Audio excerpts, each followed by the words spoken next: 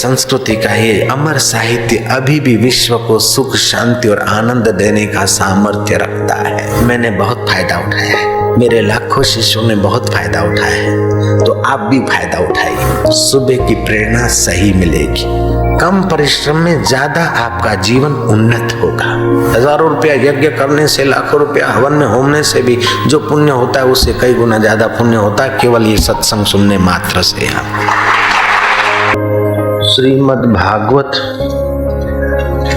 एक ऐसा ग्रंथ है जिसमें एक तरफ परमहंस सुखदेव जी महाराज वक्ता है, त्याग की पराकाष्ठा का दर्शन होता है, तो दूसरे तरफ सम्राट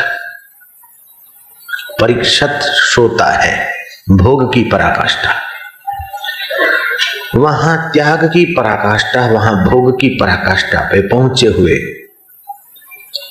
दोनों महानुभाव भागवत के सुनने और सुनाने के अधिकारी दिखाई दे रहे। इतना ही नहीं, भागवत में प्रेमा भक्ति का वर्णन है तो साथ में दत्तात्रेय, अवधूत जैसे विरक्त महापुरुषों की भी गाथा और कथा है। कहां तो युद्ध के मैदान में गीता का ज्ञान देने वाले ज्ञान शिरोमणि कृष्ण, और कहां तो वही कृष्ण छछीन भरी छाछ पर नाच रहे। जयराम जी की। कैसा समग्र जीवन है भारतीय संस्कृति का। श्रीमद् भागवतम पुण्यम आरोग्यम आयुवर्धनम। भागवत का श्रवण करने से पुण्य तो होता है लेकिन आरोग्यता की प्राप्ति होती है। अकाल मृत्यु तो दूर होता है लेकिन आदमी लॉन्ग लाइफ जीता है। जयराम जी की।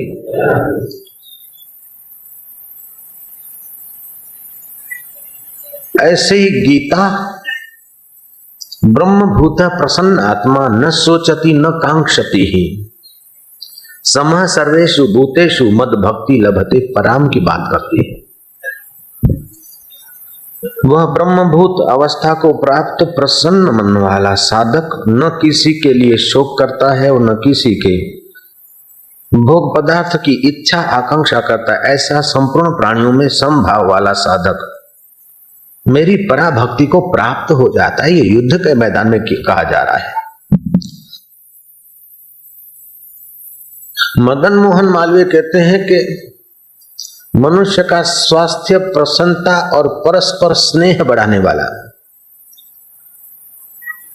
और अहिंसक प्राणी पर वार न करने वाला, ज्ञान देने वाला श्रीमद् भागवत ग्रंथ और भगवत गीता मनुष्य में स्नेह सरिता बहाने में इतना सक्षम है कि इसकी बराबरी का दूसरा कोई ग्रंथ नहीं है। मरते समय अगर मुक्ति चाहिए, मरने के बाद अगर मुक्ति चाहिए तो श्रीमद् भागवती की कथा, पितरों को और प्रेतों को मुक्ति दिलानी हो तो भागवत की कथा, और जीते जी विघ्न बाधाओं के साथ जूझते जूझते और मुसीबतों के सिर पर पैर रखते हुए मुक्ति चाहिए तो गीता की कथा।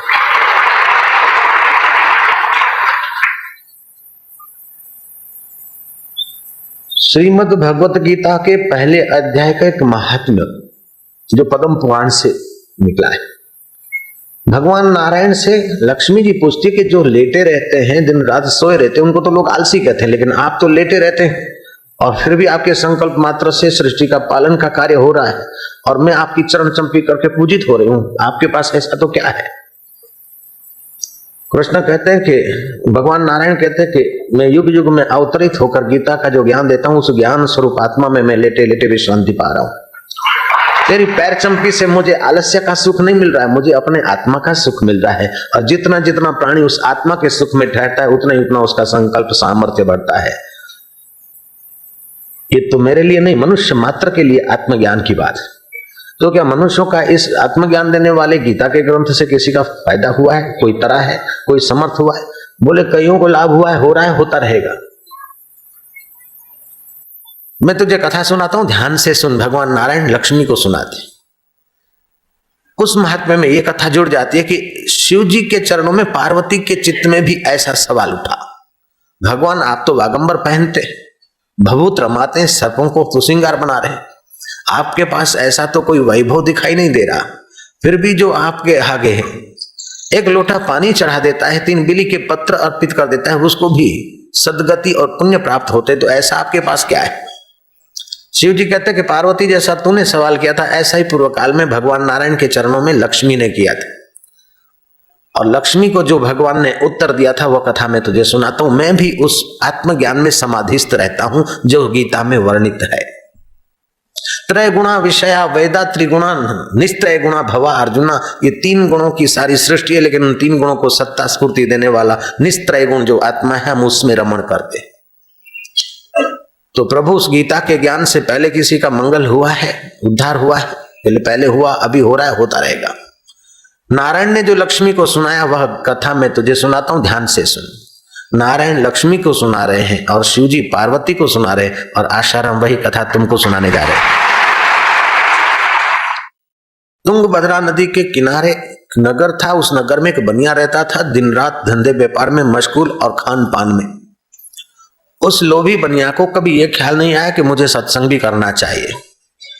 पैसा मेरा परमेश्वर, बैरी मेरी गुरु, छोकरे चाहिए सालिग्राम, सत्संग किसका करूं, पूजा किसकी करूं, बाबा थाऊं आण तो खाऊं हल नला। बस उसको इतना भी ज्ञान नहीं था कि अमावस्या के दिन क्या खाना और क्या नियम लेना। उसको यह भी पता नहीं था कि श्राद्ध के दिनों में पति पत्नी का संग करने से घर में हल्की आत्माएं आती है।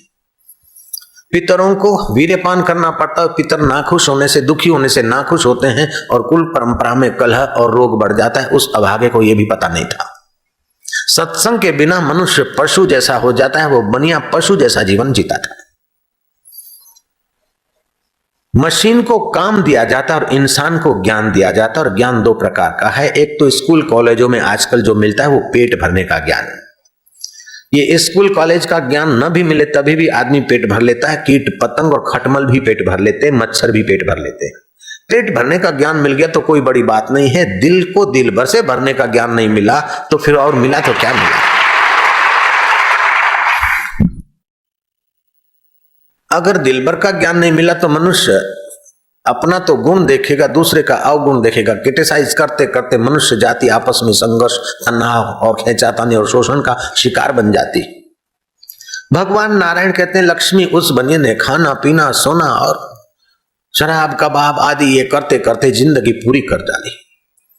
मासिक धर्म में पत्नी के संग से थोड़ा सा अलग बिस्तर होना चाहिए, उस अभागे को यह भी अक्ल नहीं थी। इसलिए उसकी मति थोड़ी भौतिक बन गई और उसकी मति में ज्ञान ध्यान और प्रकाश नहीं, सात्विकता नहीं रही। मरने के बाद उसके कर्म के अनुसार उसको बैल का शरीर मिला और वह बैल किसी भीख मंगे ने खरीदा और उस बैल पर बैठकर गांव गांव, कहीं से मूंग तो कहीं से मटर तो कहीं से चना तो कहीं से चावल, कहीं से प्याज तो कहीं से आलू, भीख मांगकर आता और अपने कुटुंबियों के साथ गुजारा करता।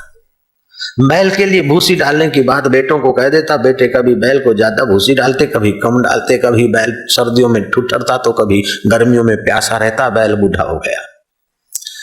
डंडा मारकर बैल को उस भिखमंगे ने निकाल दिया। कहां तो 2 दुकानों का मालिक बनिया और कहां उसी नगर में बैल होकर लाचार होकर उसके पीछे के पैर भी टकराते। इतने कमजोरी से जीवन घसीट रहा था।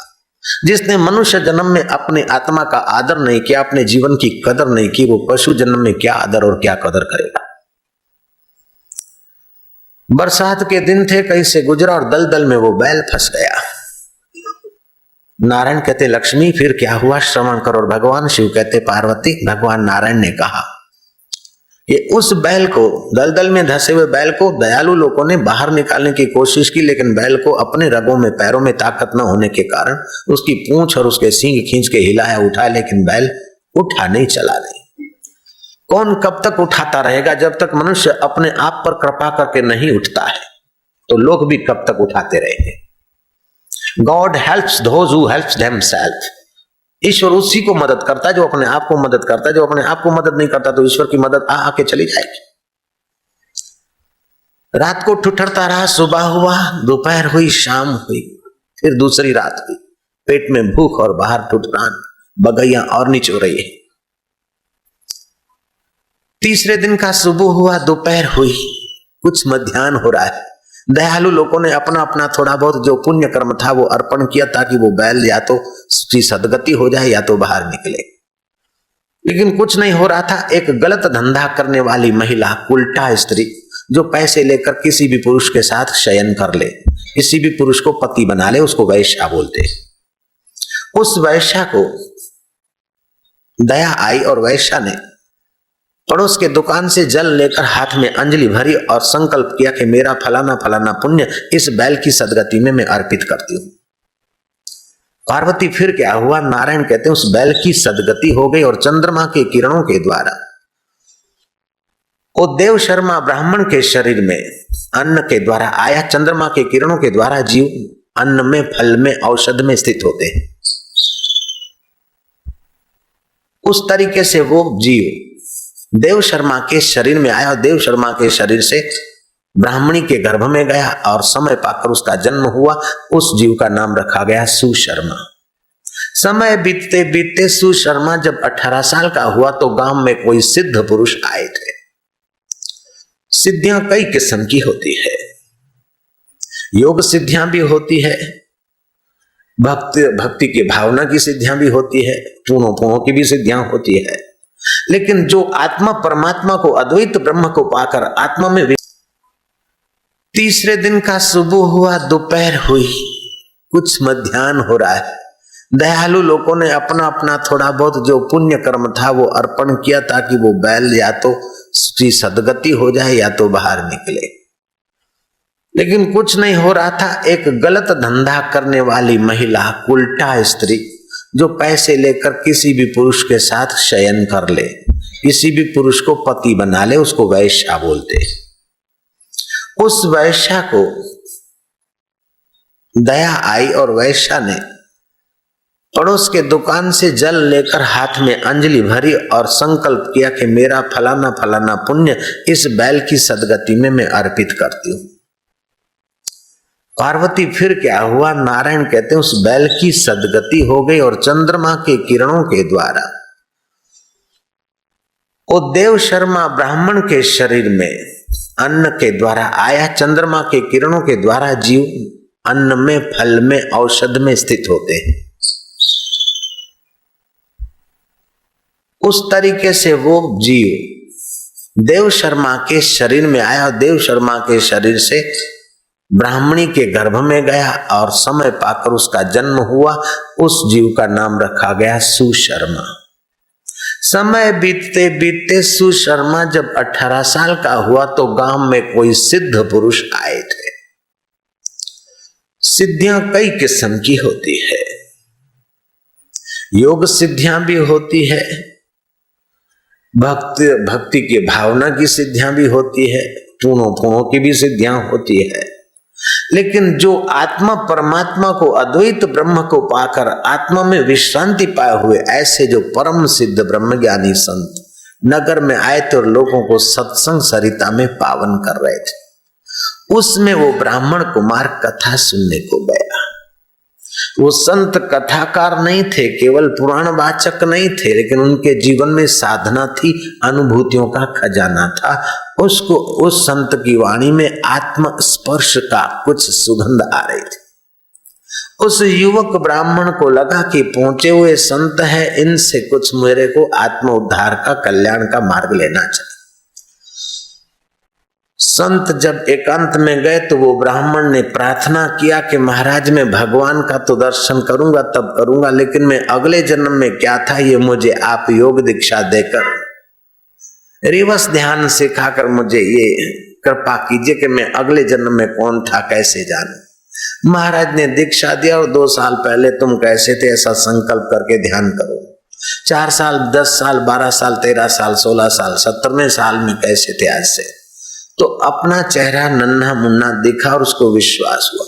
ऐसे करते करते, रिवर्स ध्यान करते करते उसने अगला जन्म देख लिया और उसको आश्चर्य हुआ कि मैं जहां से अभी मंदिर जाता हूं उस रास्ते में दलदल में बैल होकर फंसा था और मेरी दुर्गति हो रही थी, और उस दुर्गति से सदगति करने वाली फलानी महिला, वो ब्राह्मण लड़का देव शर्मा का पुत्र सुशर्मा उस महिला के दरवाजे पहुंचा, खटखटाया।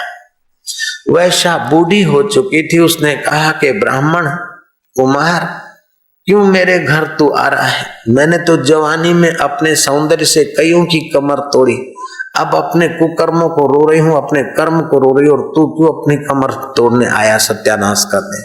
ब्राह्मण कहता है, माताजी मैं कुदृष्टि से नहीं आया, मैं तेरे पास से ज्ञान लेने आया। उस वैश्या को माताजी और सच्चाई से, स्नेह से, आदर से माताजी कहने वाला ये पहला लड़का रहा होगा। बुढ़ापे में वैश्या को आदर के 2 शब्द सुनाई पड़े, फटाक से दरवाजा खोला। ब्राह्मण पूछता कि तुमने ऐसा कौन सा पुण्य किया है? वैश्या सिर कूटने लगी, मैं और पुण्य? ब्राह्मण तू कोई एड्रेस भूला है। बोले आज से 18-19 साल पहले कोई बैल फंसा था दलदल में, और उसकी सदगति के लिए तुमने संकल्प किया था। हाँ हाँ, बोले याद है। तो ऐसा कौन सा पुण्य था तुम्हारा? वैश्या कहती, मैं तो ठहरी वैश्या, मेरे घर साहूकार भी आते, चोर भी आते। एक बार किसी ब्राह्मण के घर चोर चोरी करने गए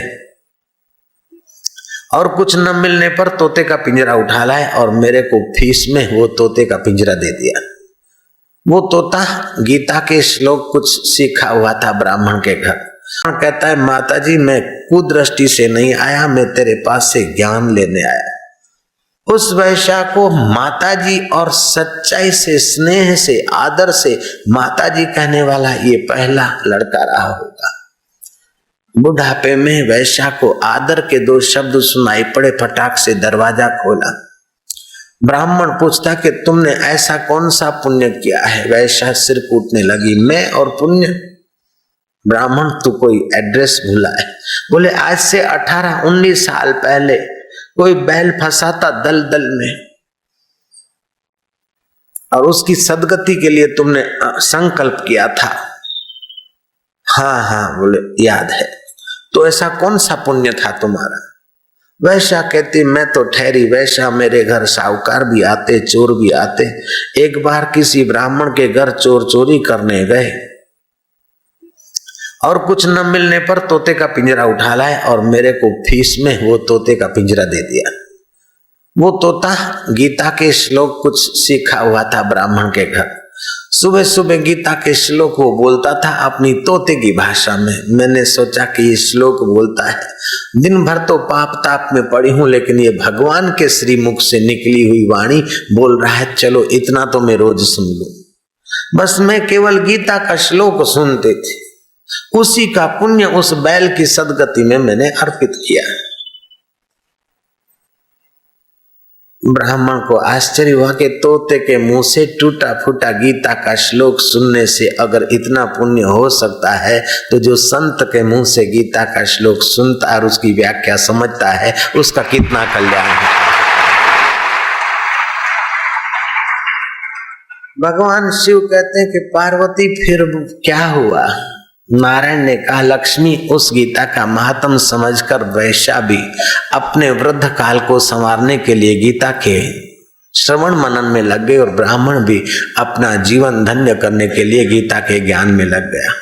इस गीता के ज्ञान का जो श्रवण मनन करता है और उसके अनुसार अपने आत्मा में विश्रांति पाता है, वो मनुष्य चाहे किसी भी देश का हो, किसी भी जाति का हो, वो हमारे नाई पूजा जाता है और उसका यश चहु और फैलता है। ये गीता के ज्ञान की महिमा है। कोई नास्तिक तोते की कथा और ब्राह्मण की कथा, नारायण की कथा को न माने तो कोई बात नहीं, लेकिन लीलाशाह बापू और आशाराम की कथा को तो आंखों से देख सकता है। जयराम जी तो बोलना पड़ेगा। खेतड़ी का महाराजा जब रथ में से घोड़े खोलकर खुद रथ घसीटता है और विवेकानंद को रथ पर बिठाता है, विवेकानंद स्वागत समारंभ के प्रति उत्तर में जब बोलने को जाते तो विवेकानंद बोलते कि भाइयों, मैंने ये काशाय कपड़े पहने इसलिए खेतड़ी का महाराजा मेरा स्वागत करता है, ऐसी बात तो नहीं है।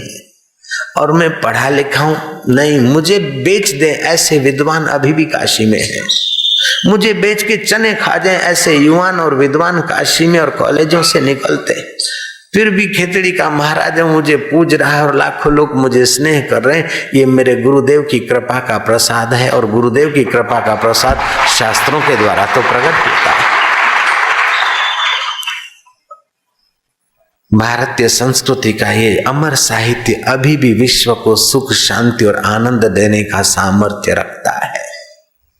चीन की दीवार मशहूर है, कोविड का पेट्रोलियम मशहूर है, अमेरिका के डॉलर मशहूर है, लेकिन भारत के संत अभी भी विश्व में मशहूर है।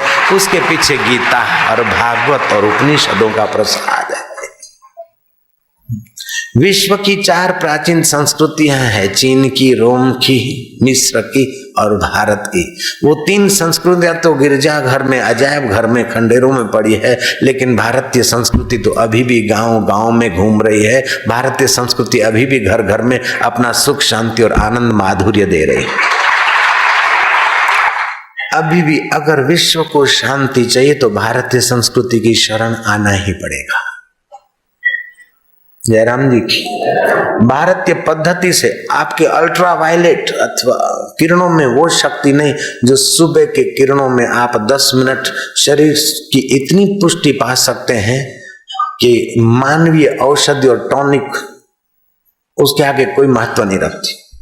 केवल 10 मिनट सूर्य के किरणों में, और सूर्य उदय हो तब से लेकर 3 घंटे के भीतर आप सूर्य स्नान करिए, और नाभि केंद्र से आधा सेंटीमीटर ऊपर आपका सौर्य केंद्र है जो रोग प्रतिकारक शक्ति, आरोग्य की रक्षा करता है, जीवन शक्ति को विकसित करता है। उस सेंटर पर किरण आने दीजिए और लंबे श्वास लीजिए और किसी मंत्र का उच्चारण कीजिए।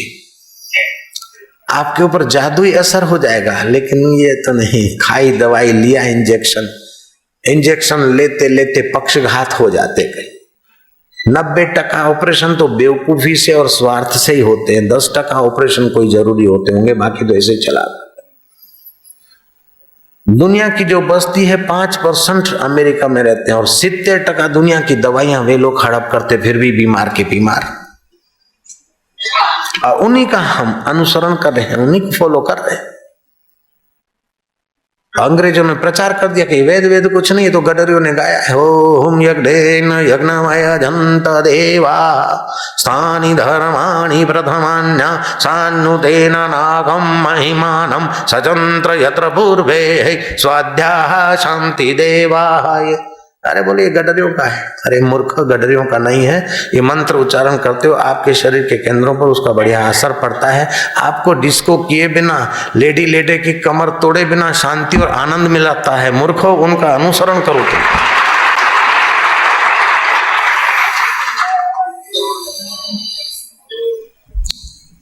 अब मैं तुमको एक विनोद की बात कह देता हूं। एक माई ने कहा मेरा पति बड़ा भुल्लक्कड़ है। 3 महिलाएं थी, बैठी थी बगीचे में। बोले मेरा पति बड़ा भुल्लक्कड़ है। क्यों? बोले ऑफिस में जाता है तो कभी कभी भोजन किए बिना चले जाते हैं, और बाद में मैं टिफिन ले जाती हूँ तो वो पूछता है कि मैंने आज खाना नहीं खाया था क्या? मैं बोले नहीं, आप जल्दी चले आए, खाना नहीं खाया था। उनको याद नहीं रहता कि खाना खाया कि नहीं खाया। दूसरी ने कहा छोड़ो ये गाल, मेरा पति तो इतना भुलक्कड़ है कि कभी कभी तो हाफ पैंट पहन के चले जाते हैं। तीसरी ने कहा तुम्हारी बातें सुनकर मुझे आश्चर्य होता है, मेरे पति तो ऐसे भुलक्कड़ हैं कि एक बार मैं कपड़ा मार्केट में कपड़ा खरीद रही थी, दुकानदार खोल खोल कर कपड़ा यूं दिखा रहा था, ये मैं बराबर देख रही थी। इतने में मेरे पति ऑफिस से छूटे और कहीं वहां निकले थे तो दुकान से दूर खड़े खड़े मेरे सामने देखे। मैंने देखा ये साहब कैसे आए, तो वो देख रहे तो मेरे को हंसी आई, मैं हंसी तो वो भी हंसे। फिर मैंने देखा हंसी तो वो भी हंसे। फिर धीरे से नजीक आए, मेरे को कहता है कि बहन जी मैंने कहीं आपको देखा है, मैंने कहीं आपको देखा है बहन जी। वो भूल ही जाता कि मैं उसकी पत्नी हूं, और मेरे को तो बहन जी मैंने आपको कहीं देखा है।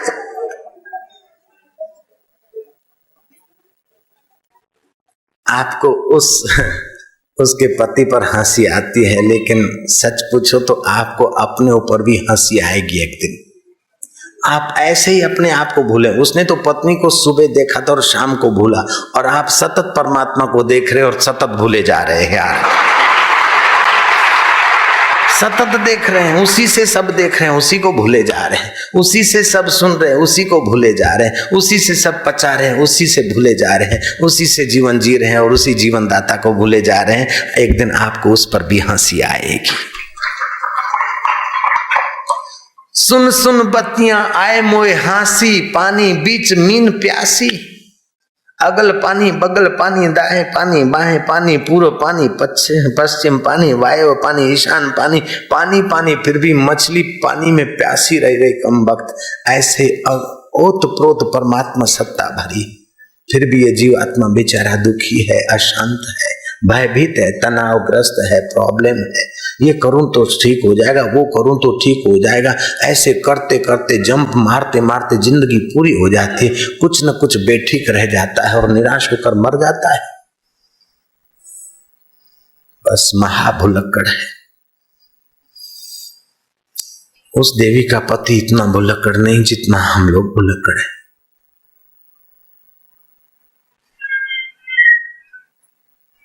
उस भूल को मिटाने का उपाय कृष्ण बता रहे हैं। ब्रह्मभूत प्रसन्न आत्मा, अपनी भूल को मिटाओ, ब्रह्मभूत हो जाओ, उस ब्रह्म परमात्मा को देखो। सुबह नींद में से उठो, 2 मिनट बिस्तर पर बैठ जाओ, स्मृति करो। अलार्म कितना ही बजे और नौकर कितना ही चिल्लाए, मिसिस कितना ही चिल्लाए, लेकिन वो उठाने वाला नहीं हो तो क्या आप उठ सकते थे क्या?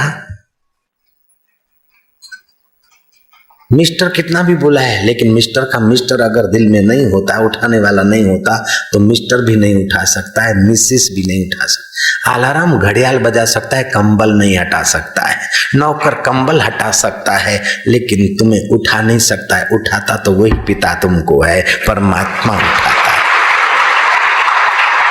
तुम गजब के भुलक्कड़ हो भाई, जो उठा रहा है उसी को भूले जा रहे, जो पचा रहा है उसी को भूले जा रहे, जो खिला रहा है उसी को भूले जा रहे, जो ऑफिस तक पहुंचा रहा है उसी को भूले जा रहे।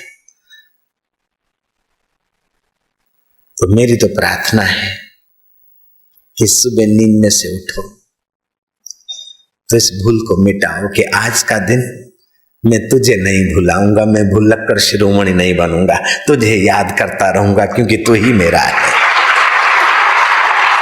मेरा ये आग्रह नहीं कि तुम राम कहो उसको, मेरा ये आग्रह नहीं कि तुम उसे कृष्ण कह दो, मेरी ये हठ नहीं कि तुम उसको शिव कह दो, मेरा ये दुराग्रह नहीं कि तुम उसे अल्लाह ही कहो। तुम्हें जो रुचता है वो कह दो, उसके सभी नाम है, वो सब जानता है कि तुम किसको पुकार रहे हो। हे प्रभु राम कह दो, रोम रोम में तू रम रहा, इसलिए राम। तू ही सबको कर्षित आकर्षित करता है, इसलिए तेरा नाम कृष्ण रखा है। तू ही हाड़ मास के इस पिंजर को भी कल्याण में बता रहा है, इसलिए तेरा नाम शिव है। हे प्रभु रात भर तेरे में इंद्रियों ने बुद्धि ने विश्रांति पाई, अब मैं उठा। ओम शांति। मैं तेरा तू मेरा। तुम 100 यज्ञ करो, पुण्य होगा लेकिन आधा। महापुरुषों ने कहा है कि 1.5 पुण्य है और 1.5 ही पाप है। अपने को शरीर मानना और उसे भूले रहना ये पूरा महापाप है, और बाकी सारे पाप छोटे छोटे आधा पाप, 1.5 पाप। और अपने को उसका और उसको अपना मानना ये पूरा पुण्य है, बाकी यज्ञ वज्ञ ये वो कुल मिला के आधा पुण्य। क्योंकि यज्ञ तो बाहर होता है और मैं तेरा और तू मेरा ये भीतर होता है, अंतरंग है, नजदीकी है। तीर्थ यात्रा तो बाहर होती है, लेकिन मैं तेरा और तू मेरा ये यात्रा भीतर से शुरू होती है। और आपको बहुत लाभ होगा। मैंने बहुत फायदा उठाया है, मेरे लाखों शिष्यों ने बहुत फायदा उठाया है, तो आप भी फायदा उठाइए। सुबह उठकर शांत बैठ जाइए बिस्तर पर, श्वास चल रहा है उसको देखते जाइए, श्वास भीतर जाए शांति, बाहर आए 1, 10-15 श्वास गिनिए खाली, बस उस शांति की गैप को बढ़ाइए। आपका दिन भर आज तक के दिनों से बिल्कुल बदला हुआ मिलेगा आपको। मनी बैक गारंटी, मनी तो लेते नहीं, टाइम बैक गारंटी। जयराम जी की ये कर सकते हो आप। आप 10 मंदिरों में जाओ, मस्जिदों में जाओ, हमारी मना नहीं, लेकिन हृदय मंदिर में आना आपका कर्तव्य है, आपका अधिकार है। 2 मिनट के लिए ऐसा करिए, लेटे लेटे ही करिए, आंखें बंद हो तब भी चलेगा, खोल कर करिए तभी चलेगा।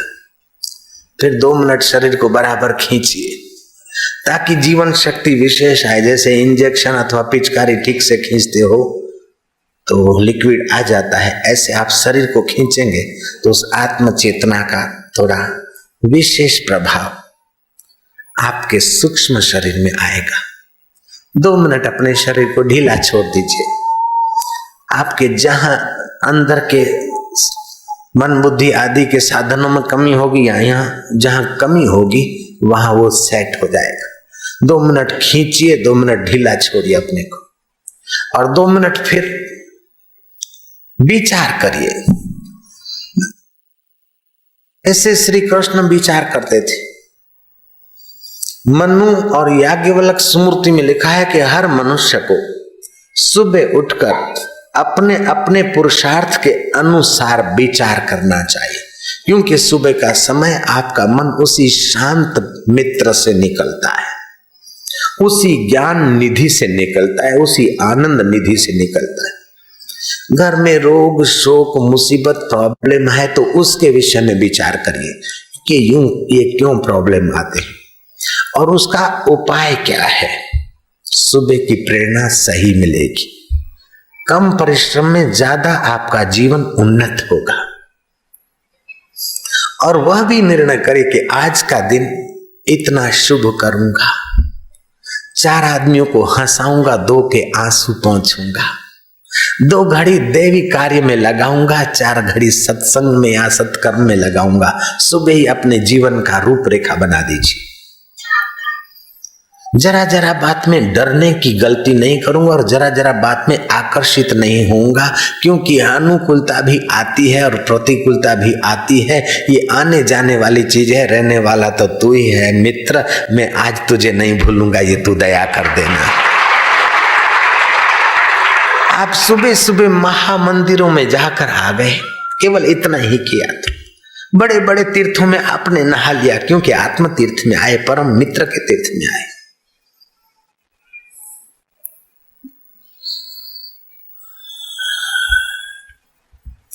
कवि कालिदास जा रहे थे बाजार से, एक माई घड़े में कुछ बेच रही थी। कालिदास ने कहा घड़े में ढका हुआ है, ले जाओ ले जाओ ले जाओ। बोलती क्या है? बोले महाराज तुम्हारे काम की चीज नहीं है।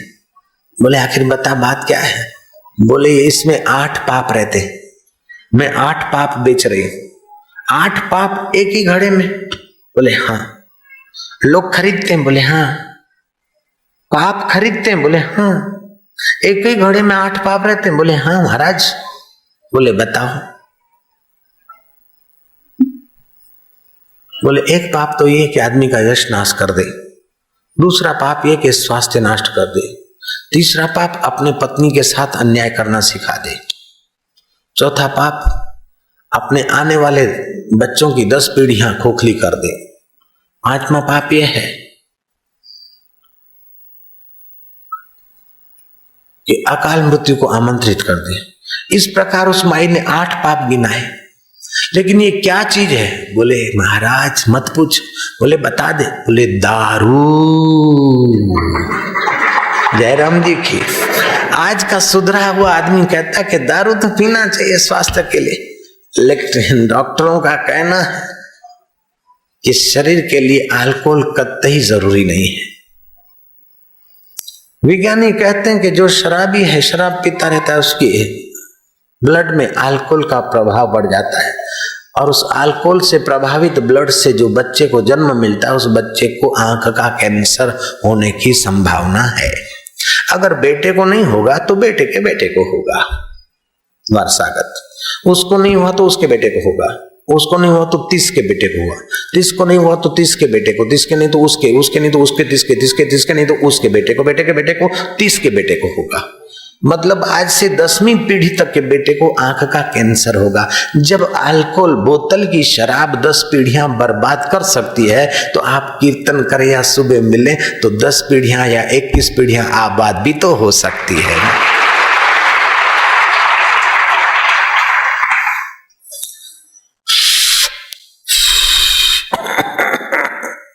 क्या निकोटिन पॉइजन?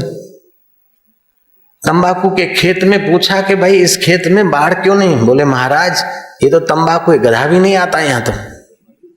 मुझे कुछ योगी की बात याद आई। योगी ने गधे को योग शक्ति देकर पूछा, मिस्टर टोंकी भाई वैशाखी नंदन, तू यार तंबाकू के खेत में वरी क्यों नहीं जाता यार, बता देनी। योग शक्ति से गधा की वो चेतना उठ। गधे ने कहा अगले जन्म में मैं बड़ा ऑफिसर था और खूब तंबाकू पीता था, तमस बढ़ गया इसलिए गधा बन गया हूं। अगर अभी भी तंबाकू के खेत में जाऊं तो क्या हाल होगा, इसलिए मैं जाता ही नहीं।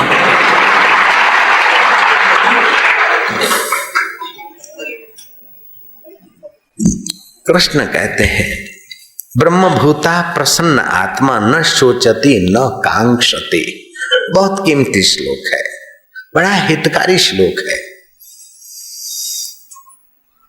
ब्रह्मभूत प्रसन्न आत्मा न शोचति न कांक्षति समा सर्वेषु भूतेषु मद भक्ति लभते पराम।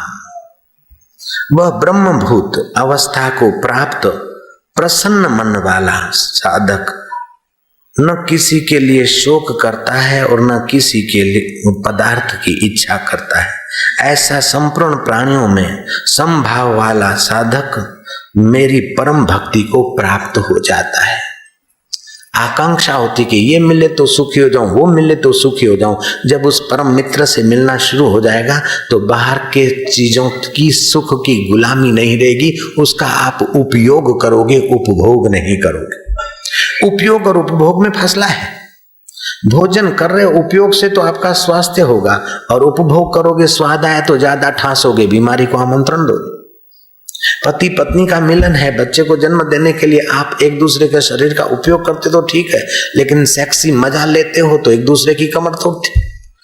मुर्गी के अंडे बढ़ाने के लिए उद्योग चल रहे, मछली के बच्चे बढ़ाने के लिए भारत सरकार को करोड़ों रुपए देने पड़ते, लेकिन मनुष्य के बच्चे नष्ट करने के लिए करोड़ों रुपए खर्च कर रहे हैं हम लोग। मनुष्य के बच्चे की इतनी दुर्दशा के मुर्गी के बच्चे बढ़ाने के लिए, मछली के बच्चे बढ़ाने के लिए करोड़ों रुपए खर्चे जा रहे हैं, और मनुष्य के बच्चे नष्ट करने के लिए करोड़ों रुपए खर्चे जा रहे हैं। मनुष्य की कितनी दुर्दशा है। ताली मत बजाओ, शर्म की बात, शर्म की बात है। ताली क्या बजाता बेवकूफ।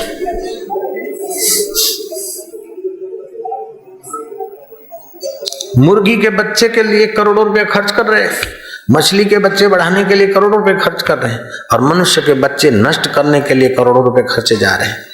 मनुष्य संयमहीन हो गया, मनुष्य उपयोग करना भूल गया, उपभोग करते करते स्वयं ही तुच्छ होता जा रहा है।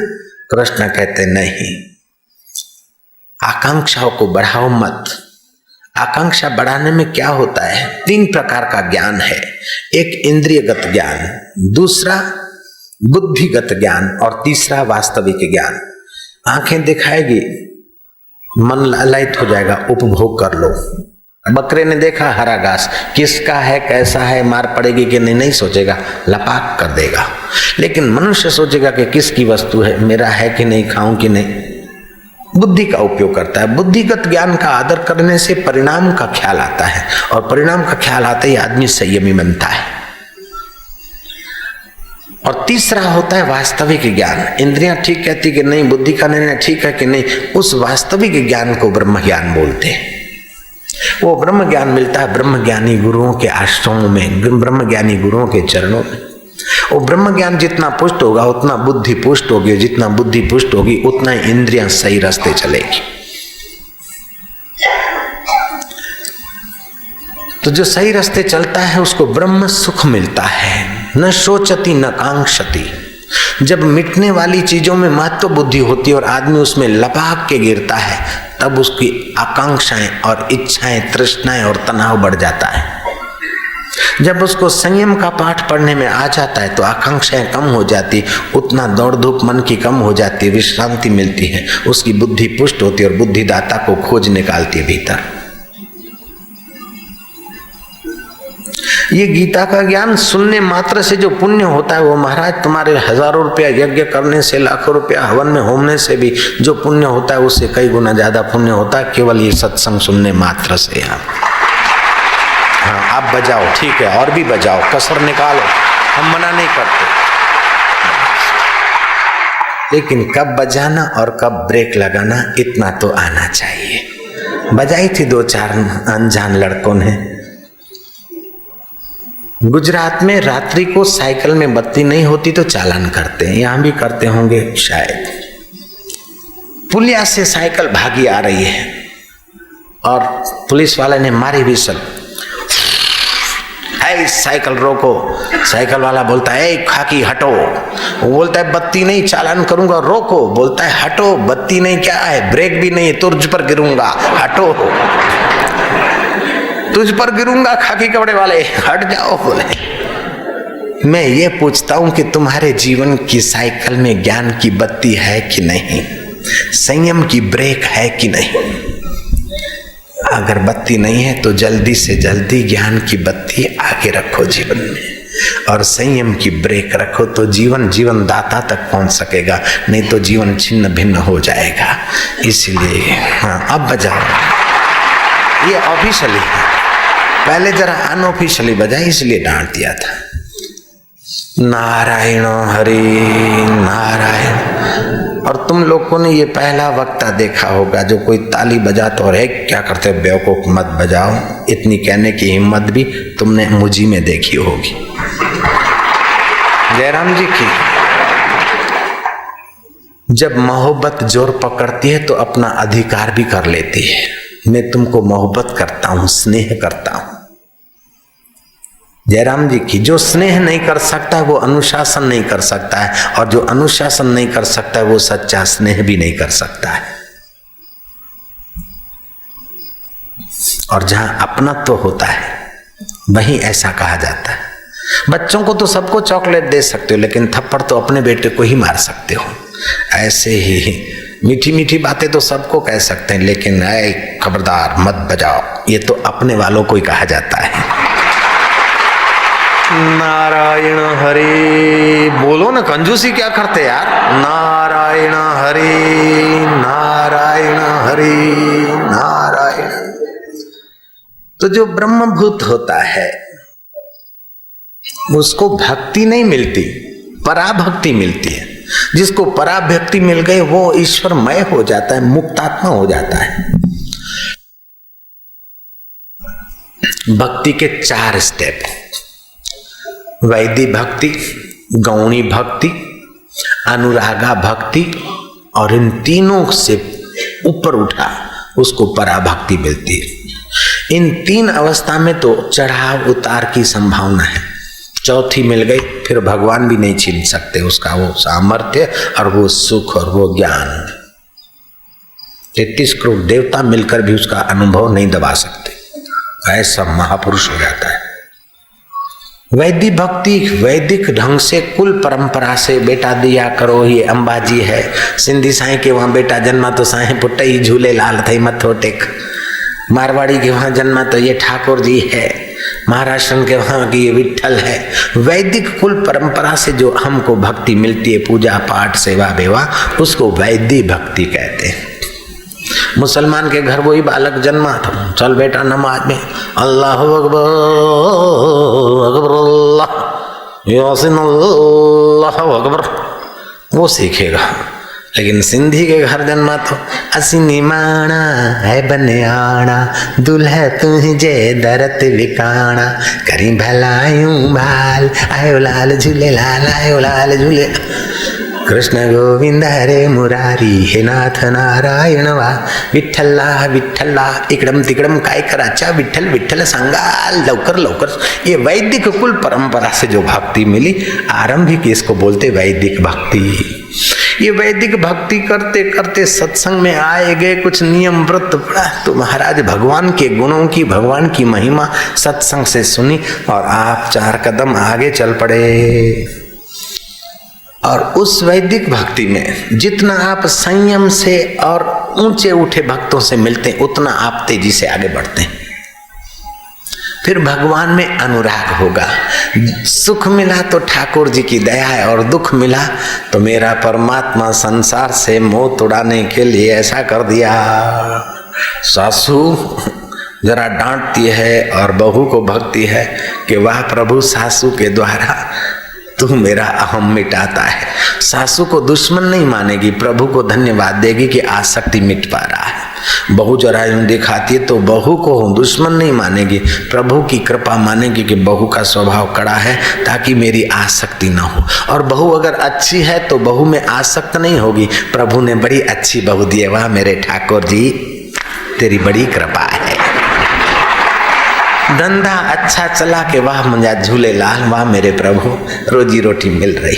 जरा गड़बड़ हुई कि अच्छा ठीक है, जो तेरा बाणा मीठा लागे, जो तिद भावे सो भली कार, तू सदा सलामत निरंकार। सब दिन किसी के एक जैसे नहीं गे तो तेजी मंदी आती रहती, शुक्र थे मुझा मीठा, संतोष रहेगा, सुखी रहेगा वो आदमी। जरा जरा बात में बिच्छू नहीं काटेंगे हृदय में, जरा जरा बात में तनाव नहीं आएगा।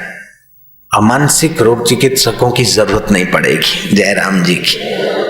और जरूरी नहीं कि हम कथा सुनाते उन्हीं को रोग नहीं होते, नहीं नहीं, ये कुल परंपरा से जिनके घर में भक्ति आती है उनको भी मानसिक तनाव के रोग नहीं होते। ऐसा नहीं कि केवल मेरे ग्राहकों को ही नहीं होता और दूसरों को होगा, जो कथा में नहीं आता वो बेकार है और कथा में आते वही अच्छे नहीं। जो भी भारतीय संस्कृति के अनुसार वैदिक भक्ति, गौणी भक्ति, अनुरागा भक्ति में पहुंचे हैं उनकी बड़ी रक्षा रहती है। लेकिन जब पराभक्ति में पहुंचना है तो हम नहीं तो हमारे जैसे और फकीर के पास जाना ही पड़ता है। जयराम जी, तेरे फूलों से भी प्यार, तेरे कांटों से भी प्यार, चाहे सुख दे चाहे दुख दे हमें दोनों है स्वीकार। देने वाले हाथ करुणामय है, ऐसा उसकी मति गति हो जाएगी। वो धन्यवाद से जिएगा, शुक्र से जिएगा, साहस से जिएगा और संसार को स्वप्न समझेगा कि बचपन बदल गया। आज अप्रैल महीने की 23 तारीख है 1995 और इतवार है। अगले साल भी अप्रैल महीना था और उसमें भी 4-5 इतवार आए थे और हर इतवार को सुख भी हुआ होगा और दुख भी हुआ होगा। उस समय तो बड़ा सच्चा और भारी लग रहा था, लेकिन अभी देखो तो 1994 के अप्रैल के सुख और दुख इतवार वाले अभी याद भी नहीं है, याद दिलाने वाले को भी याद नहीं है, और कभी याद है तो उसका उतना प्रभाव नहीं है। ऐसे ये भी तो बीत जाएगा। उमा कहूं मैं अनुभव अपना, सत्य हरि भजन जगत सब स्वप्ना। उसको जगत स्वप्ने जैसा लगने लगेगा। सतगुरुओं को और संतों को और सत्कर्मों को वो महत्व देगा, उससे उनको सतगुरुओं का सत्कर्मों का और बेनिफिट मिलेगा, उसका अंतःकरण और पावन होगा। ऐसा करते करते उसको पराभक्ति में प्रवेश मिलेगा। जब पराभक्ति में प्रवेश मिला तो महाराज वो संसार में दिख रहा है लेकिन जल में कमल जैसा। राजा जनक राज्य कर रहे हैं लेकिन आसक्ति नहीं। सुखदेव जी बिल्कुल विरक्त हैं, त्याग का अभिमान भी नहीं और त्याग की फरियाद भी नहीं कि मेरे को खाने का नहीं, मेरे को रहने का नहीं, भगवान ने वरी के ऐसा मेरा मुकद्दर बनाया। न फरियाद नहीं, न खुशी अच्छी है न मलहाल अच्छा है, यार तू जिसमें रख दे वो हाल अच्छा है। हमारी न आरजू है न जुस्तजू है, हम राजी उसमें जिसमें तेरी रजा है। वो ईश्वर में जिएगा, आत्मा में जिएगा, मस्ती में जिएगा, सुख में जिएगा, माधुर्य में जिएगा, परेशानियों के बीच होते हुए भी परम आनंद में जिएगा। वो श्रीमद् भागवत का अमृत और गीता का अमृत इस जीव को, मरण धर्मा को अमर बनाने में सक्षम है।